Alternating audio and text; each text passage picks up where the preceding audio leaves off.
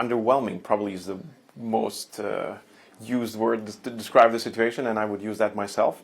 I think that we've seen a lot of generals and politicians who feel that they're losing a war in a much smaller country.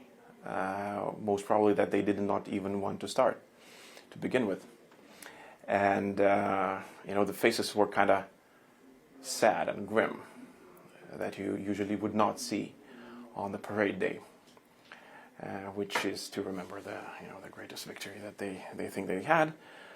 But now it's not a day of victory for them, and many of them, they understand that they're losing. The West, we do not need explaining by Putin why did he start a war. We know our answers, and we're quite convinced that they are correct ones. So who is convincing? Who is he convincing then? And I would say that probably is his inner, bigger, smaller circle.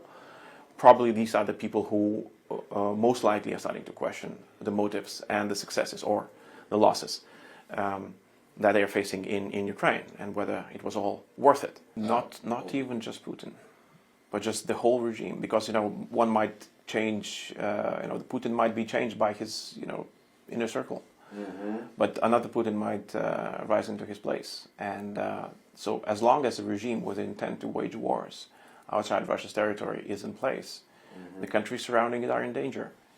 And if one thing was proven to those who doubted after 2008 in Georgia and 2014 when the first war in Ukraine started, is that Russia is an aggressive country. We are very happy the way that partners and allies reacted to Russia's war in Ukraine, sending additional deployments in the Baltic states. But it's still a short-term solution.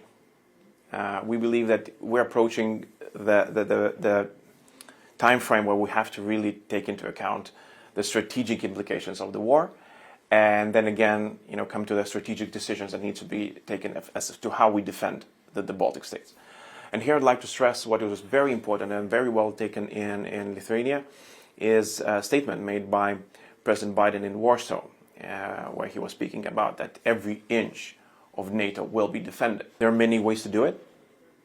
So we've been talking about very practical things about what kind of defense mechanisms are needed, but also it's about the strategy itself, that we adopt a standpoint that every inch will be defended.